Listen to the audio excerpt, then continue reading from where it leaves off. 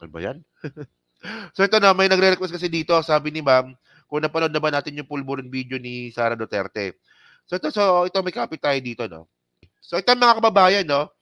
So sakto, no? Kasi may nag-request na kung napanood na ba natin yung statement ni Sara Duterte regarding po sa pulburon video. So buti na lang mga kababayan, may nakuha tayong video dito, no? So ito, panoorin natin. Sige. Lumapit sa akin noon at sinabi niya ang video nasa USB. Hindi ako Meron lumapit sa akin noon. Ba't ganyan magsalita to? Meron lumapit sa akin noon na yung video nasa USB. Ay, pa yung tissue. na Ito yun. curious kung ano yung laman ng USB kasi mas mahalaga sa akin yung security ko. Ma'am, familiar ka ba? Narinig mo Oh, teka lang, no? Tingnan nyo, ha? Hindi. Bago tayo mapunta sa impeachment, kasi may nag-comment eh. Kung napanood ko na to. Well, request mo yan, pero meron lang akong gustong sabihin dito. So ngayon, binigay sa kanya yung USB. So syempre mga kababayan, hindi ka man lang nagtanong na ano tong USB. Di ba? Kung baga binigay sa'yo, hindi ka man lang nagtanong, inabot mo lang. Para na mga bullshit nito. Di ba? So paano kapag binigyan kita ng regalo, tapos yung laman pala bomba, edi tatanggapin mo rin. Di ba tanga-tanga, di ba? Yeah, continue. Kung ano yung laman ng USB kasi mas mahalaga sa akin yung security ko. Ma'am, familiar ka ba? Narinig mo na ba or napanood mo ba itong sinasabing polvoron video? Kasi nilabas po ito ng inyong mga supporters during the Maisog Rally in LA. Have you seen this? Have you heard about this? And ano pong masasabi niyo dito sa video na to, ma'am? Nakita ko ang video sa social media na lang. O tapos? Doon ko nakita ang video. Merong lumapit sa akin noon at sinabi niya ang video nasa USB. Hindi ko binuksan ang USB dahil hindi ako marunong sa technology. Hindi ako magaling sa laptop. So hindi ko alam. Walang hindi. Teka lang. Okay. Hindi. Teka, yung muna ako, no? Medyo natangahan ako ng konti doon, no? So sabi ni Sara Duterte, may nagbigay sa kanya ng USB, tapos hindi niya raw ito nabuksan kasi hindi raw siya marunong gumamit ng laptop. Okay. So dito natin makikita na talagang wala talagang alam to. Kasi una mga kababayan, akala ko ba abogada to? So anong kinalaman ng pagiging abogada? Siyempre mga ka-streetwise, no? Ngayon po, kapag magpa-file ng kaso, karamihan po sa USB na po pinapadala. For example, files kung hindi sa USB sa Viber. 'Di ba? Ganoon eh. So ngayon dito natin makikita na hindi talaga niya nagamit yung profesyon niya bilang abogada. So naging abogada si Sara Duterte 2008 ata, kung 2006 ata, no? Kung hindi ako nagkamali. So nung panahon na 'yon, hindi pa uso yung pagpasa ng mga files sa Viber. Ayun pagkakaalam ko So USB pa noon. So ngayon, ibig sabihin nun, hindi mo talaga na-practice yung pagiging abogada mo kasi hindi ka marunong gumamit ng USB. 'Di ba? Syempre, 'di ba 2006, mga year 2000s. Paano ba nagpapasa ng files dati? Through USB. Through USB. Wala pang Android phone noon. 2008, wala pa. Hindi pa ganun ka mainstream yung Android phone noon. Or kahit iPhone. Oh. So dati pa nagpapasa ng mga files through USB yan. So ibig sabihin nun, hindi mo talaga nagamit yung pagiging abogada mo. Hindi mo talaga nagamit yung pagiging profession mo kasi hindi ka marunong gumamit ng USB. Nakuha niyo ba yung point ko? Kasi dati kasi, 'di ba dati kasi ganoon eh. Kapag malayo yung kliyente mo, through USB yan. Through USB talaga pinapasa yan. 'Di ba? Ay, ewan ko ba. Sige, continue nga natin. Ewan ko lang kung nagtatanga-tangahan lang to o talagang hindi niya talaga alam eh. Dalawa lang yun eh.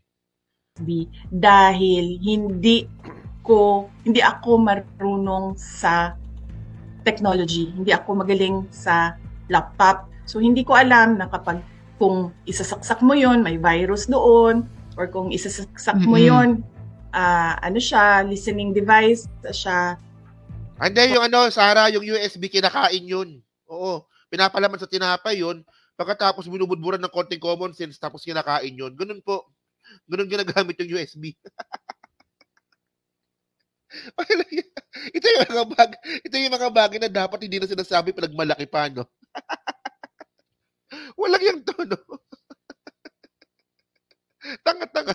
So, hindi ko siya tinapon ko yung USB, dinispose ko siya na hindi na siya magamit. So, hindi ko siya tiningnan. Pero sinabi sa akin na yun daw yung isa sa mga videos. Nakita ko yung cocaine video doon sa social media na. So, hindi ko lang alam kung yung USB na binigay sa akin, yun yung nakikita natin sa social media or iba pa ba, kasi hindi ko nga siya binuksan kasi... Ano ba talaga? Ano ba talaga?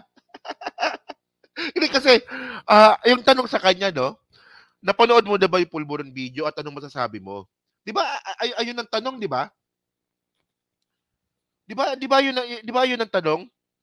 Anong masasabi mo sa Pulburon video? Napanood mo na ba yung Pulburon video? Tapos ngayon, napunta tayo sa USB. Ang dali-dali po na. Ang dali-dali sagutin nun eh. Oh. Anong masasabi mo sa Pulburon video? Oh, ang Pulburon video, totoo yan. Ang Pulburon video na nakita natin, peke yan. Ganun dapat. Hindi yung tungkol sa USB. Gagan naman dito, no? I felt na it was a Trojan horse papunta sa akin. So, sinira ko na lang siya. Diretso. Ma'am, sorry ma'am, saan po ito binigay sa inyo, ma'am? At kailan po ito naibigay sa inyo, ma'am? Question. Binigay siya sa akin. Uy! Bago lumabas yung